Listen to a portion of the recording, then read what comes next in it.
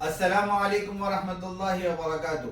दोस्तों, आज की हमारी स्टोरी का टॉपिक है येट अनदर समोसा वाला और थीम ऑफ द स्टोरी है profit oriented versus customer oriented business.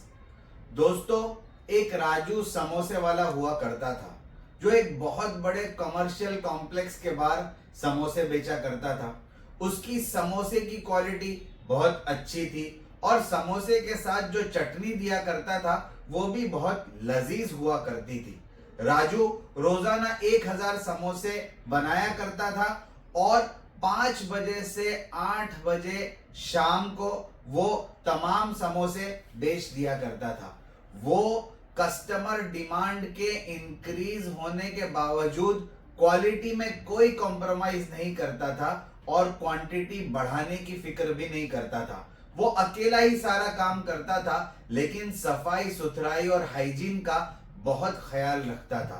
इन तमाम चीजों की वजह से वो एक दिन में तकरीबन 5000 प्रॉफिट कमा लेता था, जो तमाम एक्सपेंसेस को माइनस करने के बाद उसके पास बच जाते थे। कुछ सालों के बाद उसका बेटा बड़ा हुआ, वो पढ़ लिख कर आया और उसने अपने वालिद का हाथ बटाना शुरू किया। कुछ दिनों तक वो देखता रहा कि मेरे वालिद बहुत ओल्ड फैशन तरीके से काम करते हैं और कई सालों से काम करने के बावजूद उनके बिजनेस में जो ग्रोथ होना चाहिए था वो नहीं हुआ है। अब राजू ने प्रॉफिट को मैक्सिमाइज करने के लिए छोटे छोटे चेंजेस करना शुरू किए।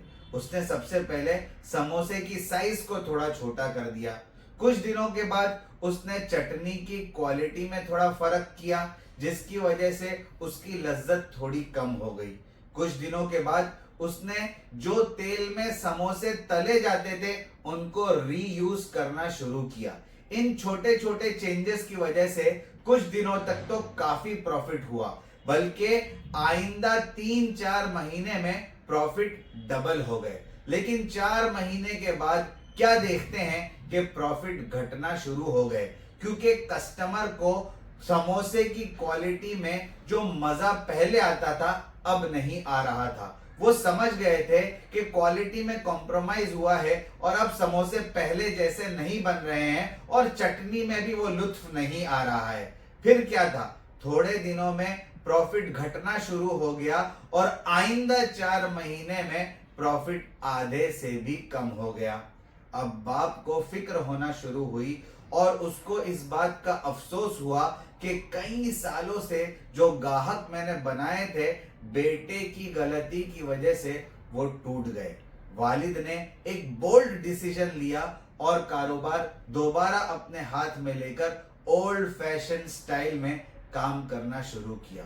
फिर क्या था, थोड़े ही दिनों में कस्टमर्स ये महसूस करना उन्होंने शुरू कर दिया कि अब समोसे की क्वालिटी पहले जैसी हो गई और प्रॉफिट अपने लेवल पर आकर फिर से रुक गया। दोस्तों, इस स्टोरी के 3 मॉरल्स और वर्ड्स ऑफ विजडम ये है। नंबर 1, कस्टमर ओरिएंटेड बिजनेस में सबसे ज्यादा कस्टमर्स की नीड को समझा जाता है, फिर उन्हें बेहतरीन कस्टमर सपोर्ट प्रोवाइड करने की कोशिश की जाती है और नंबर 3, सबसे ज्यादा फोकस इस बात पर होता है कि कस्टमर्स को दोबारा कैसे रिटेन किया जाए। नंबर 2, प्रॉफिट ओरिएंटेड बिजनेस में फाइनेंस और प्रॉफिट ही सबसे बड़ी जरूरत होती है। यहां तमाम स्ट्रेटेजीज प्रॉफिट को मैक्सिमाइज करने के लिए बनाई जाती है और शेयर होल्डर्स के रिटर्न्स की तरफ ज्यादा तवज्जो दी जाती है, बजाय इसके कि स्टेक होल्डर्स की तरफ भी कुछ तवज्जो दी जाए। नंबर 3, दोस्तों, किसी भी बिजनेस को रन करने के लिए प्रॉफिट बहुत ज्यादा जरूरी होता है, लेकिन कस्टमर उससे भी ज्यादा जरूरी होता है। इसी वजह से कहा जाता है, without a customer you don't have a company, you just have a hobby. दोस्तों, profit oriented versus customer oriented के टॉपिक पर 3 अच्छी बुक्स के नाम, उनके ऑथर्स के नाम और पब्लिशिंग डेट ये है।